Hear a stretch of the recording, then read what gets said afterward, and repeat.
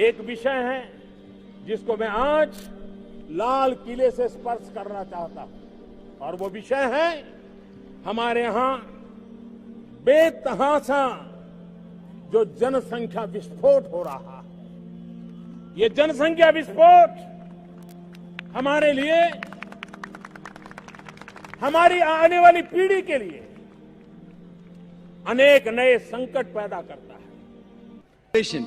और जितना पॉपुलेशन है उतना खतरा है आपके खाने के लिए। Theory has been disproved. ये आप देखेंगे, ये सिर्फ हिंदुस्तान में जो पॉपुलेशन प्रॉब्लम है, बाकी ममालिक में पॉपुलेशन इज अ बून। आप अमेरिका में जाएंगे, जितने ज्यादा बच्चे आपके पास है उतना कम टैक्स आपको देने का। पता है आपको? यंग छोटे छोटे बच्चे पहनते हैं I am my father's tax saver, मैं मेरे वालिद की टैक्स की बचत करता हूं।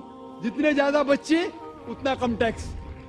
आप ऑस्ट्रेलिया में जाओ, जितने ज्यादा बच्चे उतनी पैसे गवर्नमेंट देती है आपको हर साल। 10,000, 15,000, 20,000, जितने ज्यादा बच्चे उतने पैसे गवर्नमेंट देती है। क्यों? Population is a boon, it is not a Ben. Population जितने ज्यादा लोग उतना फायदा। आप समझ रहे? और धरती का सिर्फ 30% इस्तेमाल होता है। 70% of the land is not being utilised. तो पॉपुलेशन अगर डबल ट्रिपल भी होगी तो भी कोई नुकसान नहीं। वो प्रॉब्लम है गवर्नमेंट के पास कि गवर्नमेंट को इंसान को सही तरीके से इस्तेमाल करने नहीं आता है। तो हम कहते हैं हम दो हमारे दो, एक के बाद अभी नहीं, दो के बाद कभी नहीं। तो ये प्रॉब्लम है कि हमें गवर्नमेंट लॉस को बदलना चाहिए। Population is never a problem, it is a boon. किस तरीके से इंसान को इस्तेमाल करके देश को बढ़ाना चाहिए। हमारे घर में किसी भी शिशु को आने से पहले हम सोचें कि जो शिशु मेरे घर में आएगा, क्या उसकी आवश्यकताओं की पूर्ति के लिए मैंने अपने आप को तैयार कर लिया है? क्या मैं उसको समाज के भरोसे ही छोड़ दूंगा? मैं उसको उसके नसीब पे छोड़ दूंगा?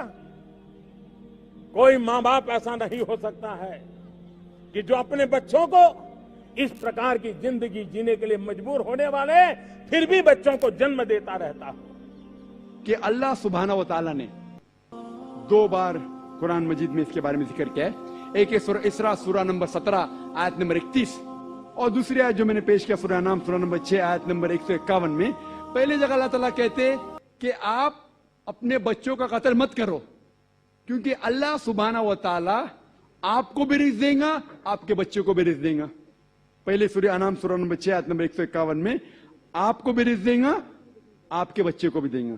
दूसरी आयत में सूरा इसरा में सूरा नंबर 17 आयत नंबर 31 में अल्लाह ताला फरमाते बच्चों का कत्ल मत करो, अल्लाह ताला रिस्क बच्चे को भी देंगे, आपको भी देंगे। अभी यहां अदला बदली हो जाती।